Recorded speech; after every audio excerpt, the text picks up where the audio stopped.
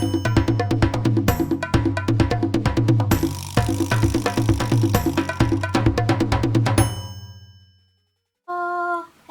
everyone and welcome to Science Nita YouTube channel. Great, what is Science Nita? For those who may be new here, Science Nita is a platform for women by women. Here we share our experiences in STEM, science, technology, engineering and mathematics. But also we share tips to get to postgraduate studies, tips to succeed in this scientific journey. Today, we'll be talking about how to apply for scholarships, and I will be taking you through this session.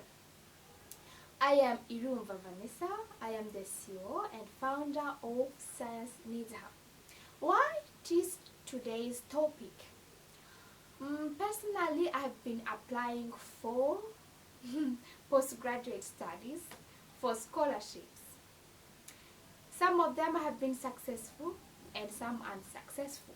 But the good thing is that I have learned things, tips that I would like to share with you here.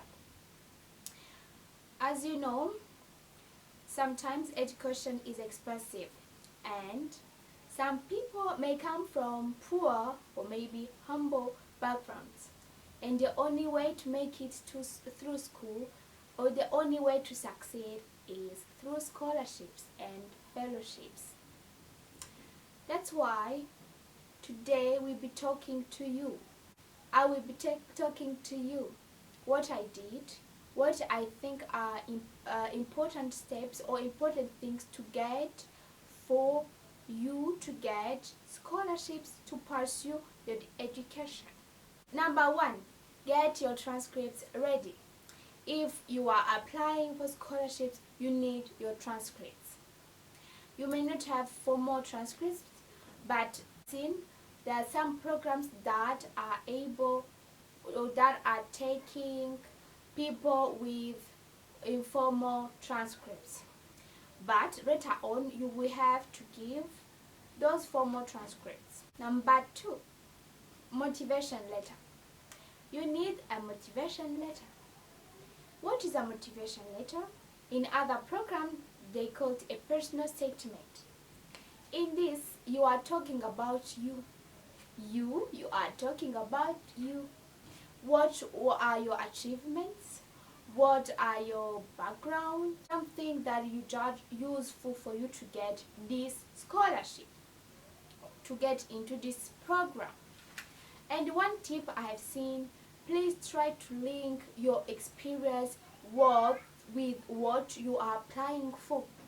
If you are applying for something, let's say in biology, where you want to apply for something in biology, then list some experiences you've got in labs. For example, you have been an intern in a lab. For example, you have been volunteering in a lab. Then link those together. Or maybe you are applying for something in computer. Or maybe and you have been an intern somewhere. Then link those together and show them. And a particular tip for PhD students. If you are applying for a PhD program, most of the programs, if you don't have your own proposal, they'll be having their projects. So try to link whatever you have done in your bachelor, in your MSc, or in your interns, in your research. Try to link it with your project of choice. Among those projects, there is a project you picked. So now try to show that your experience, there are things that you can link with the particular project you are interested in. I think that will be useful. It's very important to show that link. Okay. Another thing in the motivation letter, it's good not to repeat whatever you have already talked about in your CV. Sorry for jumping a little bit, but in another document that we will see is a CV. So don't do this mistake of repeating the same things that may be found in your CV. CV is curriculum vitae.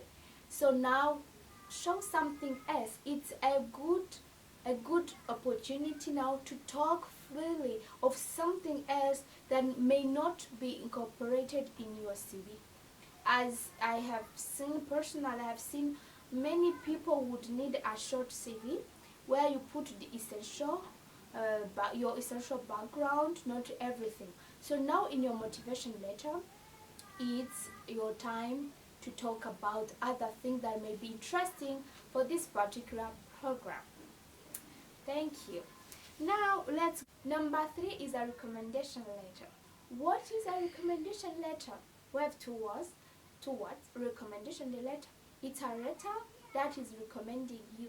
Letter that is written by someone who is recommending you. It's not everyone that is recommending you. It's someone who knows your work, who knows you. Most of the time in this academic journey, in this academic area, it's a professor, a lecturer, or maybe a supervisor. Someone who knows about your abilities. That someone we write and we talk about you, how he has seen you, what you have achieved, what are the particular things you have.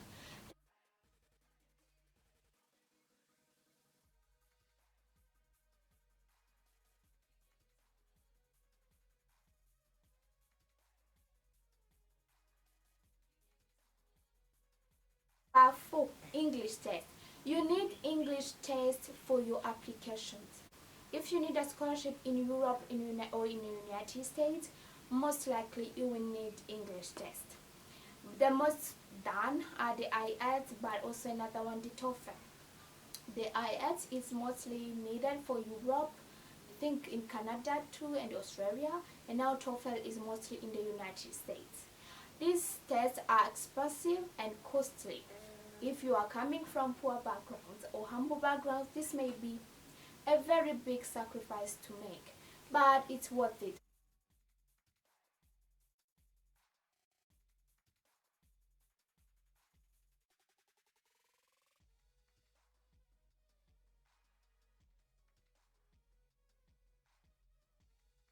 And ask people to proofread for you. You can also ask people to tell you, what do you think I can do? I have this particular project and I have done this. Do you think I can do this? What else can you see in me that I cannot see in you? You don't have to be on your own or along all this journey. You need people with you. And if you get some, please grab them and please let them help you.